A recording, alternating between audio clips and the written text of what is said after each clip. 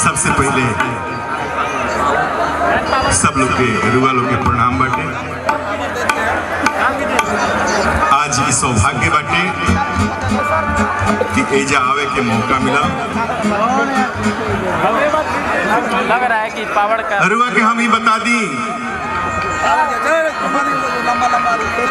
कि आज रुआ लोग हमारे दर्शक ना है। आज रुआ लोग हमारे दर्शक ना है, हमार श्रोता ना है। रुआ लोग कहब कि अरे ई 20 बरिस से हमनी के गाना सुनावता, ई 20 साल से हमनी के हेलो सिनेमा में देखत नहीं सर, ये आदमी मनोरंजन कर रहा बा और ये कहता कि हमनी के दर्शक ना है सर। रुआ मन में एगो भाव आई कि हो सकेला घमंड हो गई हो,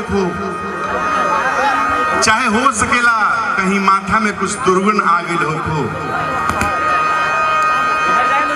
तो हम सचमुच कह रहा बानी, रुआ जौन सोचे के बाद रुआ सोच ली। रुआ लोग हमार दर्शक ना है,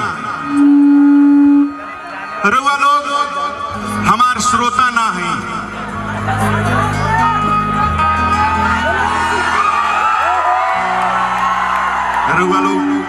रुआ लोग का है?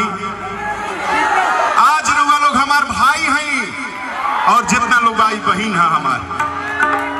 रुआ लोग के पता बा, रुआ लोग के ही पता होई कि हम खाली सिनेमा में काम करीले और YouTube पर Anand Mohan old is gold में रुआ लोग देखत हो खब तो खाली हम एक्टिंग करीले ना। हम हो गलेज के एगो सिपाही हैं, हम हूँ गलेज के एगो सिपाही हैं जैसे रुआ लोग बानी। इसमें लो आ रहा है सार्फ और ये हमार सौभाग्य बा। देखी हम रुआ लोग के बता दी कि हमारा सिनेमा में जितना रुपया बा ना, ठीक है हमरा सिनेमा में जितना रुपया मिलेला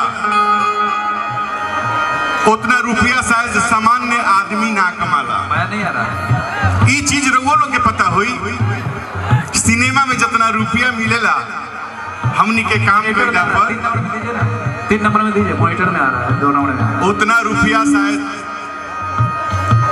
सामान्य आदमी ना कमा सके। 3 नंबर में कर दीजिए। लेकिन रुआ के हम बता दी कि जब से हम गलेज ज्वाइन कईनी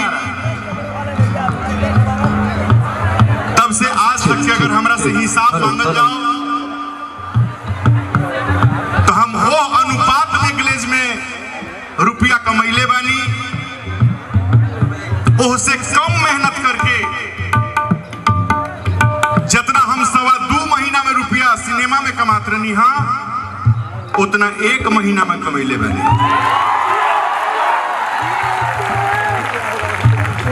जितना हम एवरेज जब देखनी अपना गलेज के कमाई के तो हम देखनी कि जितना 2.25 महीना में हम रुपया कमैले रहनी ना उतना 1 महीना में हम रुपया कमैले रहनी। जानते नहीं हम काम को दिन कैले रहनी 10 दिन मात्र।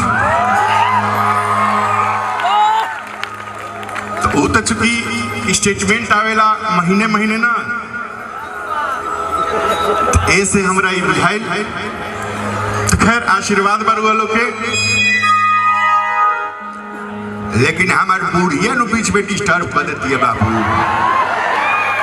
हम कमाता नहीं एने से बाकी जानते नहीं कल बुढ़िया के ठंडा मार दिलस, काम तमामे रह जानते नहीं का है।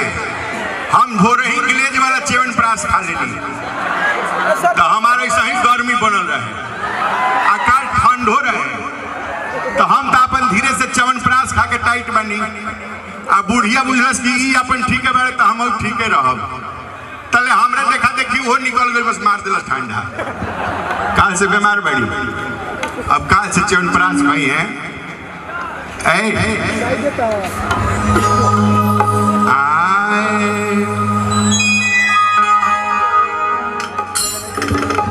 हरे राम हरे कृष्णा